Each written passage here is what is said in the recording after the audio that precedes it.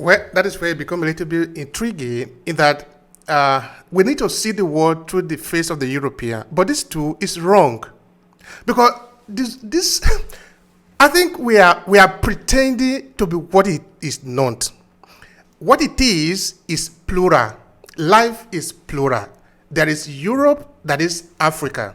We cannot understand Africa through the lens of the European. That is absolutely wrong. That is why also I don't want to blame it on the European that a lot of African reality is not interpreted in the European context. That is not the duty of the European. The European is to tell his story. The Africans is to tell his story too. Now, let's go back to where we were before, because I'm not even pretending to expect you, Dr. Catherine, to be telling my story. It is not your duty. I am the one telling my story. I think this is what Africans to do, all of us. Now, when you look at that intriguing part, where maybe, for example, you were saying why we usually make reference to slavery and to religious context in terms of looking at the relationship between African and Europe, because these are the ones that are documented, no? I understand that. So to go and dig out the ones that were not really documented in a way that it can be interpreted for you, it's a hard work, I know. A lot of research, digging and all that. Because the people that were living 1,500 years ago or 300 years ago, didn't know the kind of life we were going to live. They didn't know that we were going to be computer, internet. They didn't know that they were going to document it for us to understand. They documented it for them to understand. For us to be able to understand them, we need to go and dig it up.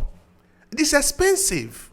So again, I repeat, it is not your duty to tell my story. Everyone should tell his story.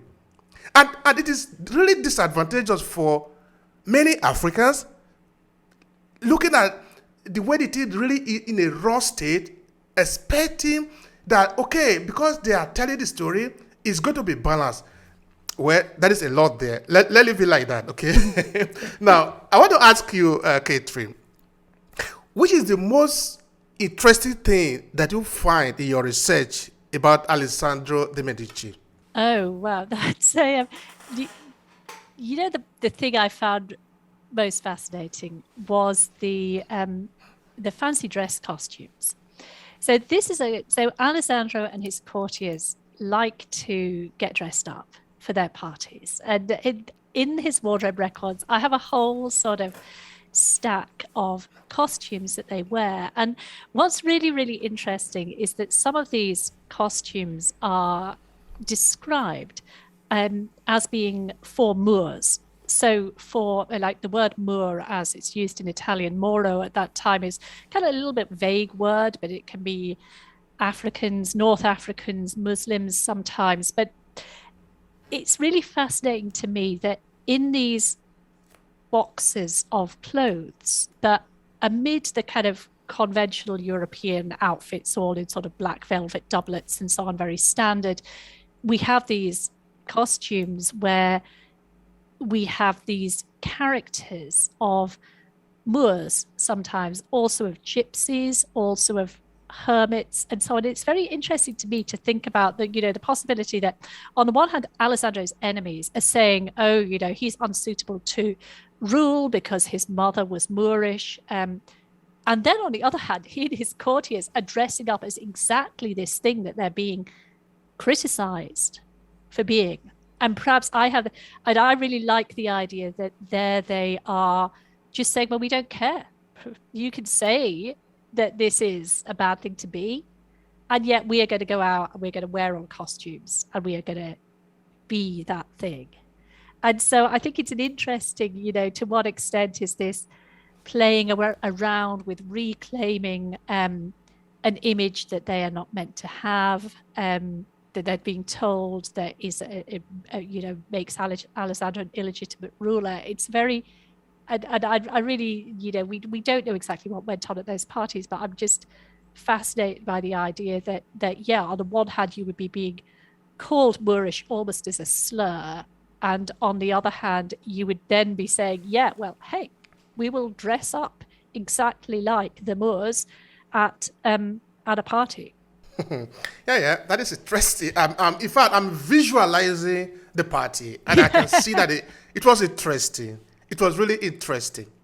What is not interesting is along the line we continue to fabricate a lot of things to tell that party, and that is no longer interesting because we remove a lot of element in it, and it becomes very pale, very, very one-sided, very uninterested as a trend. Because when we remove too many contradictions, it becomes colorless. Whereas what makes life interesting is the diversity in it. I think the people in the ancient world understood this. In multi and plural society, take a look at even Egypt, for example. It was not a single one type of people that were there. This is evident. We also have it in West Africa, the metropolitan city, the empire of Mali. Because I think we are supposed to live, all of us involved together, a little bit of you, a little bit of me. You are a little shorter, I'm a little taller. You are a little bit thinner, I'm a little bit fatter. This is what makes it more beautiful. I think the story should also be told like that. Not just one side, but there are very many versions of it. That is what makes us more beautiful. And that is what makes it more rich, more perfume, more intriguing, so that we can dance, so that we can feel it. If it is just one-sided, it is very lowly. Yeah. All right. Yeah. No, Okay. I agree. Yeah.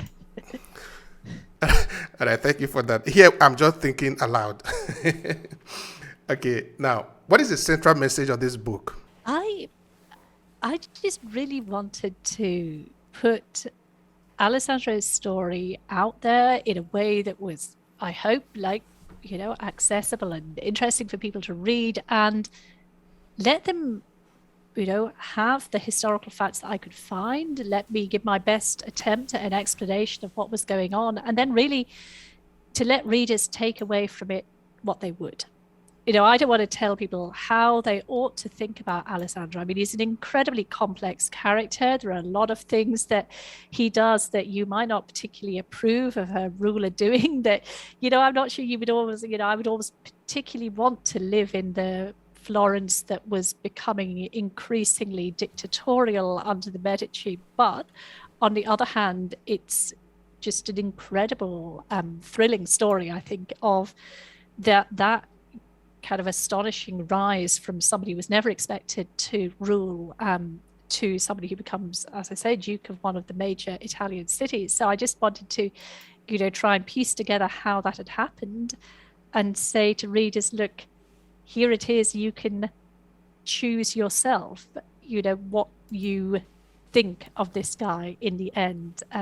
I am just going to try and give you some of the tools and the expert interpretation with which to do that. You see, I've taken a look at your Amazon page. I see that this is one of your most popular book, if not the most popular. Mm-hmm. So what are your readers telling you? When you have a conversation with them, what did they tell you? Oh, I think a lot of people just love the story because it's one of those sort of real life thrillers. There's that family rivalry at the heart of it. It's a very human story about people wanting things they haven't got, or being given things they shouldn't have, or that their friends think they shouldn't have. So I think it's got that kind of element to it at the heart that makes it a very sort of attractive reading experience. But and then it is something unexpected. When I was first writing this book, and I was telling colleagues that I was writing about somebody who was a mixed race prince in Renaissance Italy, they would say, like, really? Is that possible? And a lot of people didn't quite believe that this could be a true story. And I say, well, look, there are multiple sources here. Yeah, it's not 100% secure, but even just starting with what we've got and then thinking about the possibilities is in itself really, really intriguing to me. So, yeah, I think it just is a story that on the one hand has all the classic ingredients of a thriller, and on the other tells people something that often surprises them about the European and the African past. That is very interesting. This surprise, I think we really do have the possibility. I think I said it before. We really do have the possibility to know about us, where we are coming from. But sometimes we don't know enough. Is it because historians are not writing enough, or because the information is taken away from the people, that we are ignorant of the thing that is just in front of us? Why is it like that? I'm asking your opinion. I think sometimes it's that nobody has yet done the research and the information is there to be found, but nobody has yet done that work of sitting down and looking for it, which can be a very slow, painstaking experience. Other times it's like I was saying before, it's because nobody thought that was interesting information to hold on to in the first place.